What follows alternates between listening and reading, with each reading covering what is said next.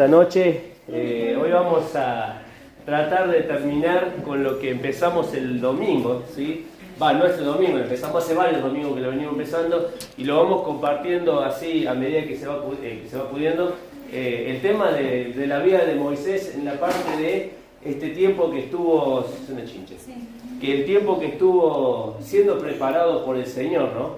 Dios lo había ido a buscar allá en el desierto, mientras estaba apacentando las ovejas de su suegro Yetro.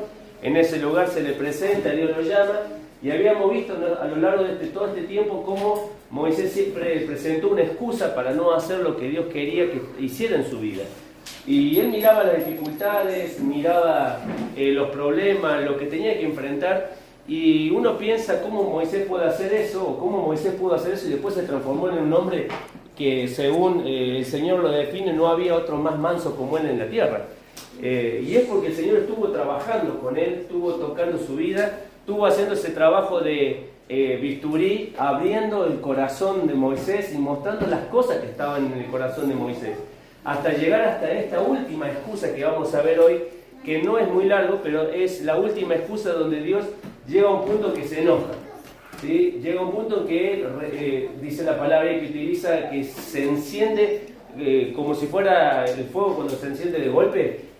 A veces estás cocinando, estás haciendo un asado y ves que se está muriendo, de repente empezás a soplar, y de repente se prendió de golpe el fuego y te asustó. O a veces estás cocinando en la cocina y estás fritando y de repente ves que hace una llamarada de fuego arriba de la sartén y te asustás porque es un fuego que no lo esperabas. Y habla de esta reacción de Dios que se enciende, que realmente se enoja con Moisés y quiere hacerlo entender realmente que las cosas que estaba haciendo y las decisiones que estaba tomando no eran las correctas. Por eso quiero invitarte a leer la última parte del capítulo 4 que habíamos empezado el otro día, el libro de Éxodo capítulo 4, y leer solamente 3 versículos o 4 que tienen que ver con la última parte de este capítulo, donde él habla otra vez delante de Dios y Dios lo vuelve a confrontar y Dios lo vuelve a enfrentar con respecto a su necesidad, a lo que él estaba planteando. Y dice capítulo 4 y versículo 13. ¿Sí? ¿Se acuerdan que en el 12 habíamos visto que dice, ahora pues ve, yo estaré con tu boca y te enseñaré lo que hayas de hablar? Versículo 13 del capítulo 4 de Éxodo. Y él dijo, ay Señor, envíate ruego por medio del que debes de enviar. Entonces Jehová, y ahí está la palabra, se enojó contra Moisés y dijo, ¿no conozco yo a tu hermano Aarón, levita, y que él habla bien? He aquí que él saldrá a servirte, y al verte se alegrará en su corazón. Tú hablarás a él y pondrás en su boca las palabras, y yo estaré con tu boca y con la suya, y os enseñaré lo que hayáis de hacer. Y él hablará por ti al pueblo, y él te será a ti en lugar de boca, y tú serás para él en lugar de Dios. Versículo 17 dice, y tomarás en tu mano esta vara, con la cual harás las señales. Este último punto yo lo tomé y le puse como título, ¿no? La inferioridad de Moisés, ¿sí? Moisés habíamos visto que muchas excusas presentó, pero en esta él ya no se sentía capacitado. Y la frase traducida por otras versiones, en el versículo 13, cuando dice, ay Señor, envíate ruego por medio del que debes enviar, traducida en otras versiones, como en la TV, termina diciendo, Señor, envía a otro en mi lugar. ¿Vieron que recién decíamos, Dios fue metiendo el bisturí en el corazón de Moisés, mostrando las cosas que había en Moisés? Moisés primeramente había dicho que él no tenía una identidad con respecto a Dios porque no lo conocía, había dicho que no tenía intimidad porque tampoco había llegado a pasar tiempo con él, tampoco había, en algún momento dijo también que tenía una intimidación, enfrentar esa obra, enfrentar a la gente, enfrentar al pueblo de Israel, que eran muchísimos, no sabía cómo lo iba a hacer. El domingo vimos que él hablaba de su incompetencia, que no estaba capacitado para realizar la obra, pero llega a esta última, y es la última, digamos, yo lo estoy diciendo como la última estocada del maestro, porque en esta última sale a reducir lo que realmente estaba en el corazón de Moisés. Y Moisés dice, no me envíes a mí, envía a otra persona que vaya en mi lugar. Era la frase, creo que la frase que quería escuchar. ¿Vieron cuando a veces te juntás con personas que a veces te cuentan sus cosas, sus situaciones, pero no te dicen toda la verdad? Y están dando vueltas, te cuentan una parte, te cuentan una parte de lo que ellos piensan, de lo que ellos hacen. Es como cuando a veces te sentás y querés hablar y poder ayudar a los matrimonios. Y me ha pasado cuando mis compañeros se separan, ¿no? Vos te sentás con ellos y hablas con ellos y trabajás con el compañero y te dice, no, porque la culpa es de ella, y te empieza a hablar todo con respecto a ella. Toda la culpa la tiene ella. Y te cuenta su versión de la historia, pero no te cuenta toda la historia, porque no te quiere contar lo que él hizo. Porque en todo conflicto, en toda relación, siempre están los dos culpables. Son los dos los que hacen las cosas, son los dos que tienen que aprender a tratarse bien, son los dos que tienen que aprender a poner a Jesucristo en el medio, son los dos. Nunca es uno solo, son los dos. Es el trabajo que Dios tiene que hacer en la vida de los dos. Lo mismo pasa con Moisés. Moisés estaba contando su perspectiva de lo que él quería hacer, pero no le estaba diciendo la verdad al Señor. Estaba guardando esta última frase que termina diciendo, Señor, no me envía a mí, envía a otro. Y él termina diciendo, porque envía a otro porque yo realmente no quiero estar en esta situación. Y fíjate cómo lo plantea. Versículo 13 dice, y él dijo, ay Señor. ¿Sabés que la palabra ay es un sentido de dolor? O sea, Moisés estaba diciéndole al Señor, ¿sabés, Señor? Me duele decirte esto. Me duele decirte esto y contarte esto, pero realmente envía a otro lugar mío. Envía a otro que pueda hacer la obra. Envía a otro que pueda hacerla, que pueda trabajar, que pueda enfrentarse con la gente, que pueda hablar de parte tuya a los que estaban a tu alrededor. Y yo noté una frase acá que Moisés no podía confiar en Dios que iba a suplir toda su necesidad. Él no podía confiar en el Señor.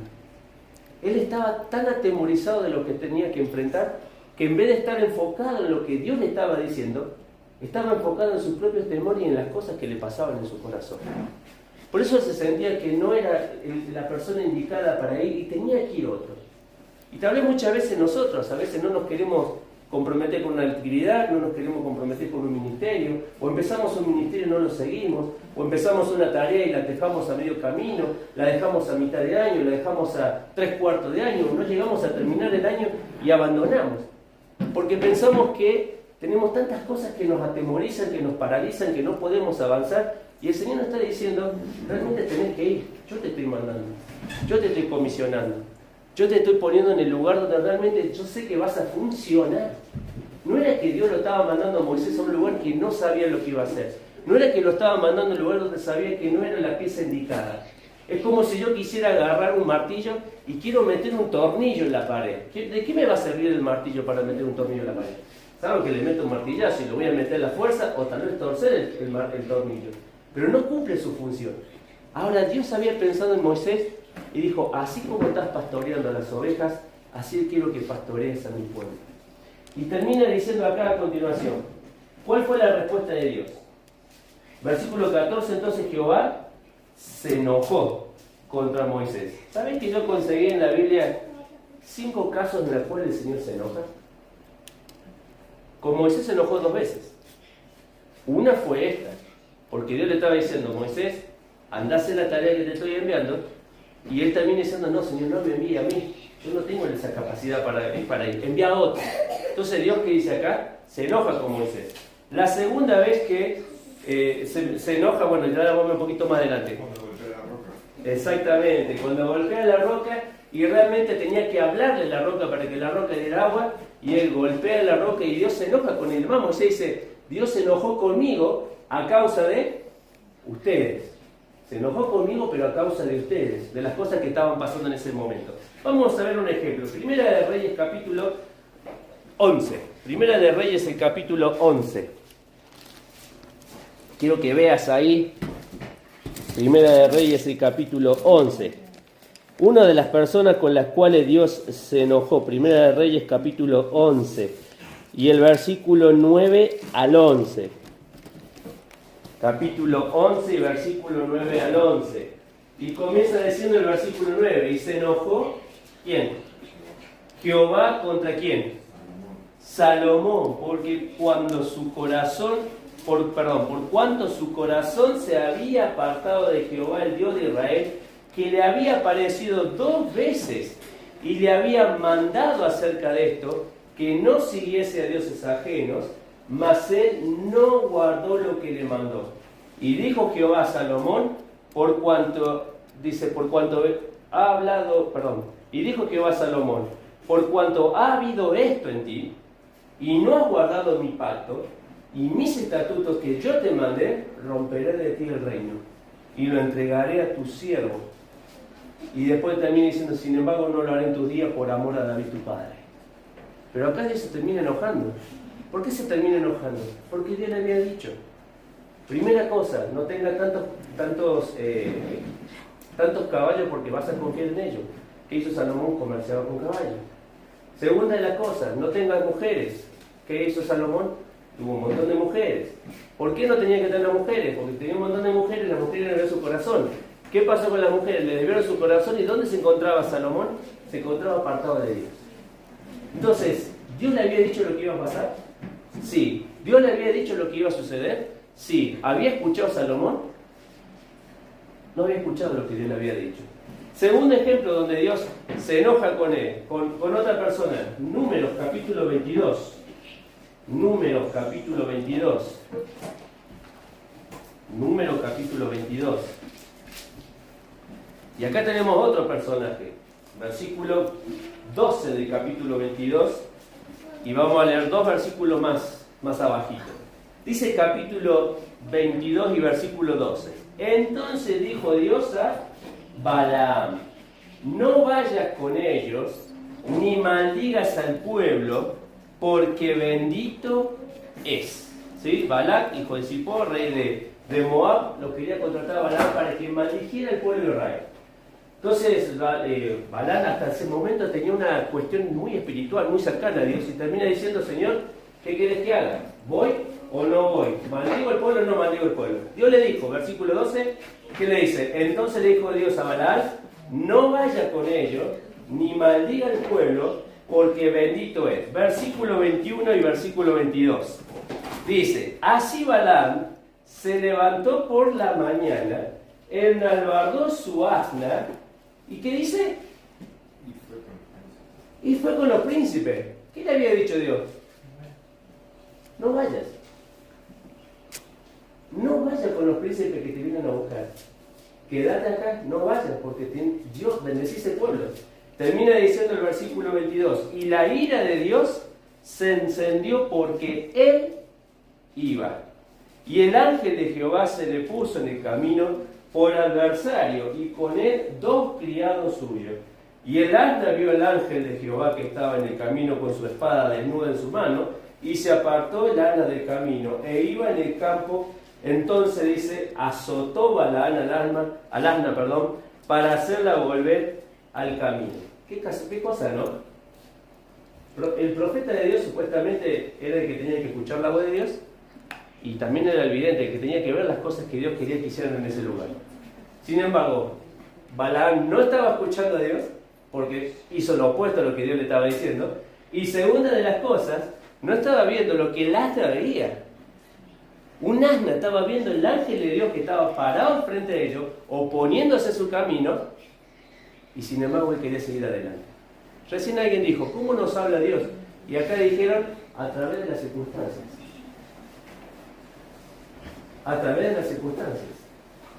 Una circunstancia donde la cual un asna estaba mirando a un ángel, y sin embargo él no estaba viendo lo que Dios ya le había dicho que tenía que hacer. Otro ejemplo más. Moisés, capítulo de Deuteronomio, capítulo 4 y versículo 21, por ahí lo dijimos recién, Deuteronomio capítulo 4 y versículo 21. Capítulo 4 de Deuteronomio y versículo 21. 4:21 de Deuteronomio dice así, 4:21, y Jehová se enojó contra mí por causa de vosotros, y juró que yo no pasaría el Jordán, ni entraría a la buena tierra que Jehová tu Dios te ha dado por heredad. Así que yo voy a morir en esta tierra, y no pasaré el Jordán, mas vosotros pasaréis y poseeréis aquella buena tierra. Y mirad cómo cuenta él de su experiencia, versículo 23, guardaos, no os olvidéis del pacto de Jehová vuestro Dios, que él estableció con vosotros. Otra persona más. El enojo de Dios contra Moisés hizo que no entrara a la tierra prometida. ¡Wow! ¿Cuántas personas que se encontraron con el enojo de Dios, pero con cosas que Dios había dicho claramente? No es que las supusieron, no es que se les ocurrió, Dios le había hablado perfectamente a cada uno de ellos. Salud. Primera de Crónicas, capítulo 13. Nos quedan dos, capítulo 13. Primera de Crónicas, el capítulo 13.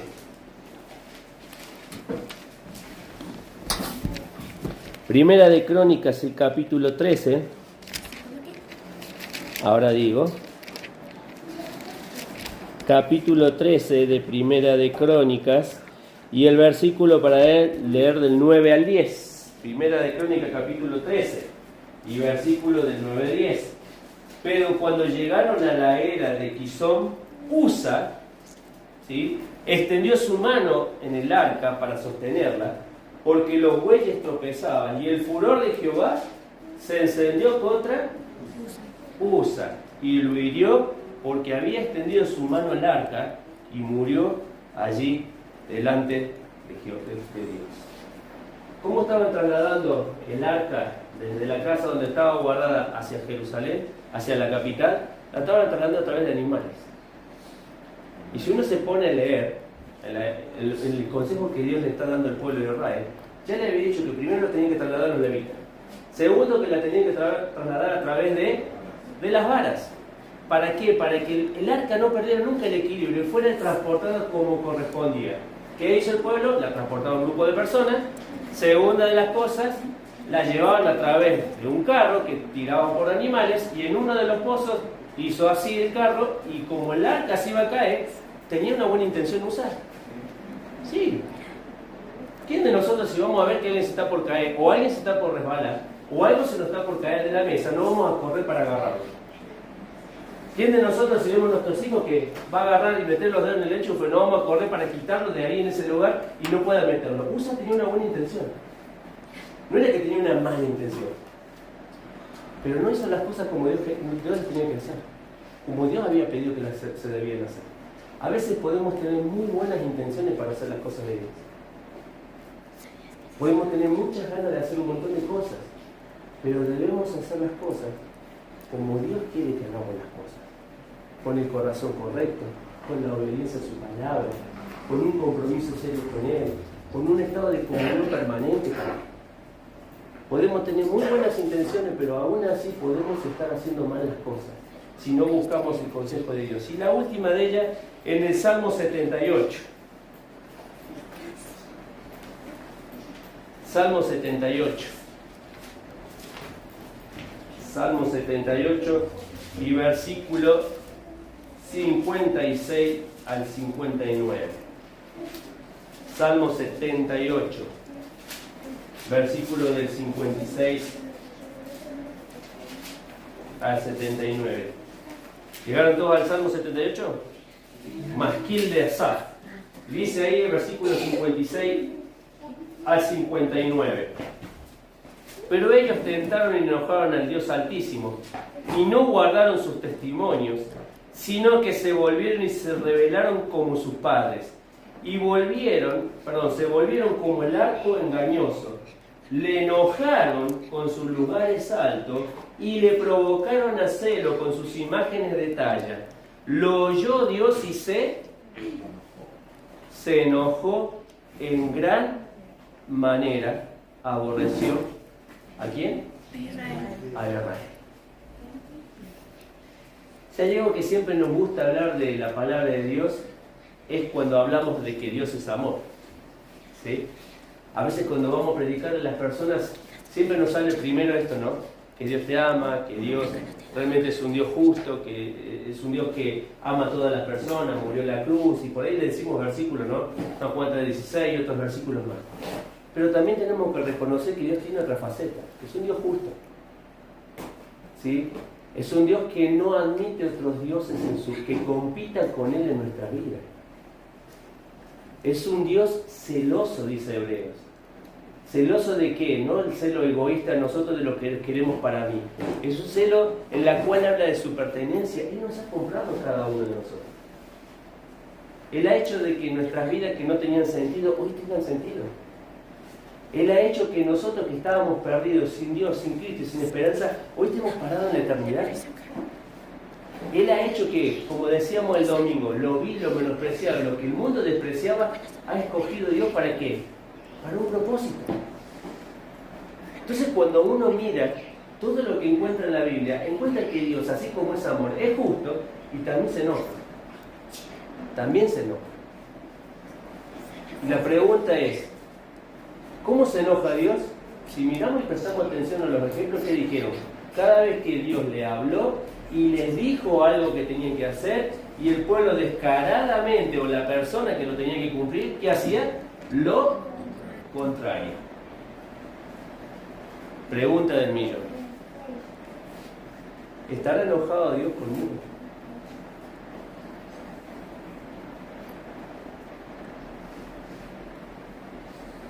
Dios estará enojado con nosotros en algún área de nuestra vida. Algo que no haya dicho así, claramente, cosas que teníamos que dejar, cosas que teníamos que cambiar, cosas que teníamos que soltar. A veces estamos apegados a cosas que están muy arraigadas en nosotros y no nos permiten seguir adelante. No puedo seguir la carrera porque son estorbos en mi vida, son pesos en mi vida. Por eso pregunto, ¿estará Dios enojado con nosotros en algún área de nuestra vida?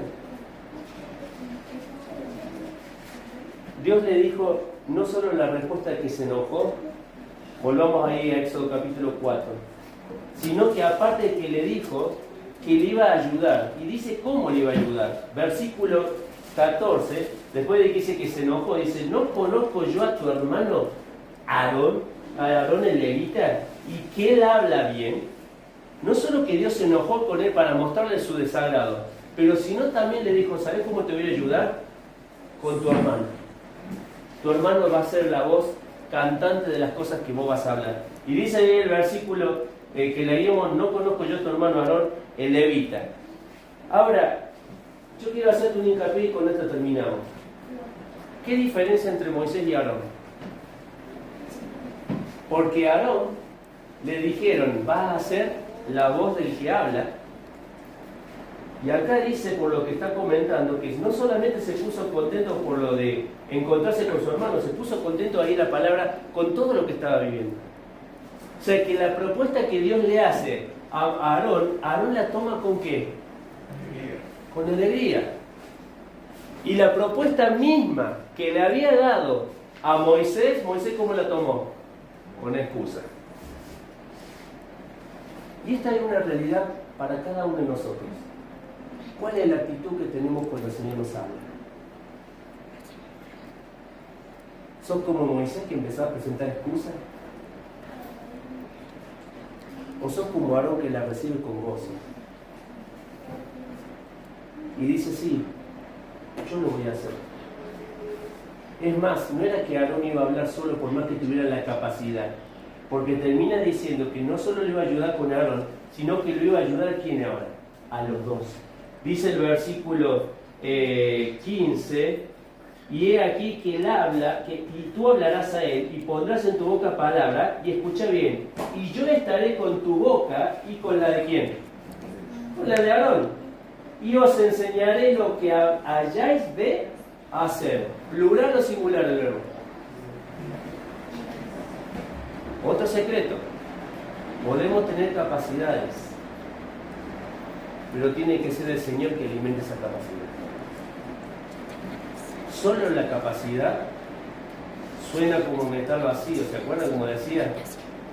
Algo que hace ruido, algo que no llena. Y termino con la última, Lucas capítulo 1. Lucas capítulo 1. Hablando de actitudes correctas. Lucas capítulo 1. Lucas capítulo 1 habla de dos nacimientos extraordinarios. ¿Quiénes son? Rápido.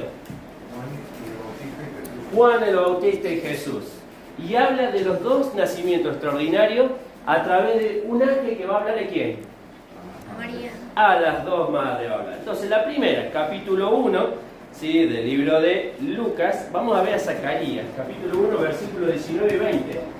Capítulo 1, versículos 19 y 20. Y respondiendo el ángel le dijo, perdón, vamos a leer el versículo 18 para entenderlo. Dijo Zacarías al ángel, ¿En qué conoceré esto?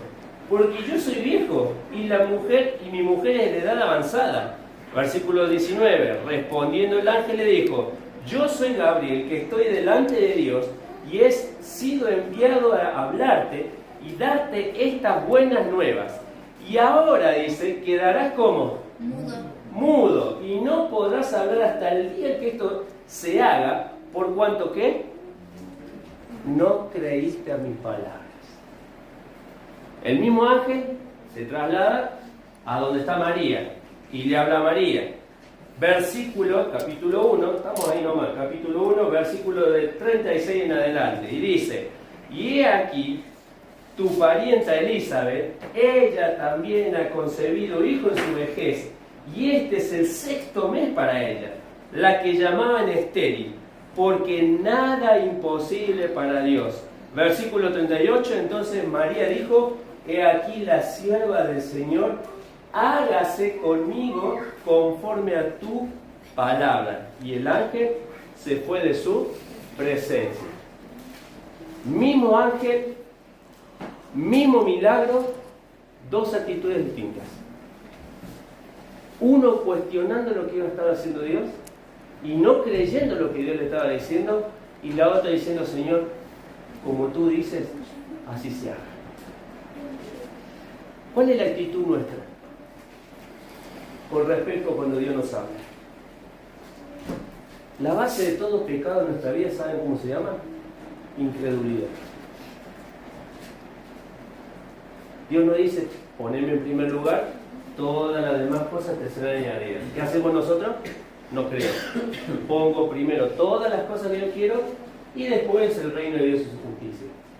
Dios me dice: busca una compañera que sea cristiana o un compañero que sea cristiano. ¿Qué hago yo? Busco en el mundo y después le digo: Señor, convertímelo para que se case conmigo.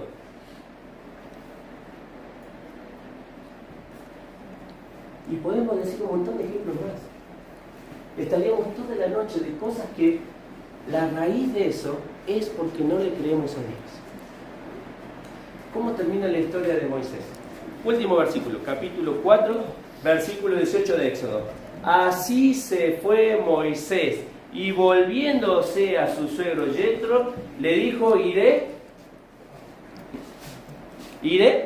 Ahora. No escuché, iré. Ahora. ¿Saben cuándo quiere el Señor que le sirvamos? Ahora. ¿Qué cosa, no? Después de 5 excusas y que el Señor se enoja, la actitud de Moisés cambia. Y va y le dice a su suegro: me tengo que ir ahora.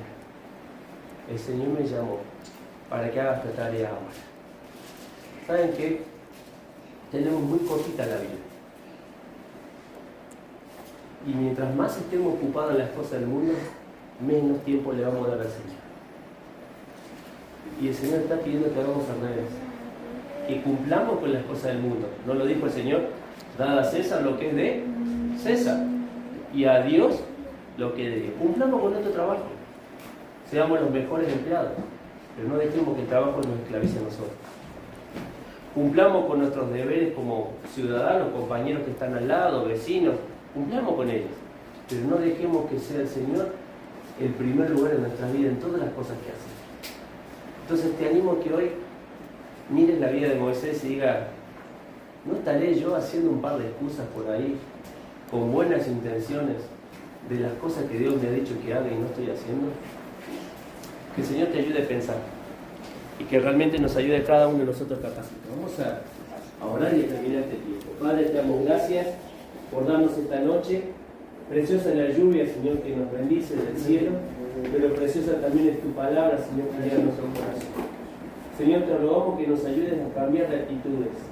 Tal vez estemos todavía luchando y cuestionando las cosas que no creemos que vas a hacer, y que si las manejamos nosotros van a ser hechas de mejor manera. Cuando, Padre, la Biblia nos enseña que cada vez que el hombre tomó la iniciativa de hacer las cosas sin tu consentimiento, sin tu palabra, sin tu consejo, le fue mal. Señor, nosotros no queremos repetir esa historia. Y si hoy estamos en ese lugar, te queremos pedir perdón y ayúdanos a caminar hacia el camino correcto. Ayúdanos a enfocarnos nuevamente en el propósito, Señor, de hablarles a otros de Cristo, pero también de ser útil para la gloria de tu nombre. Bendice nuestra vida, nuestros corazones, bendice nuestro descanso, pero ayúdanos a cambiar, Señor, a ser cada día mejores como Cristo fue nuestro mayor ejemplo. Oramos, agradecemos.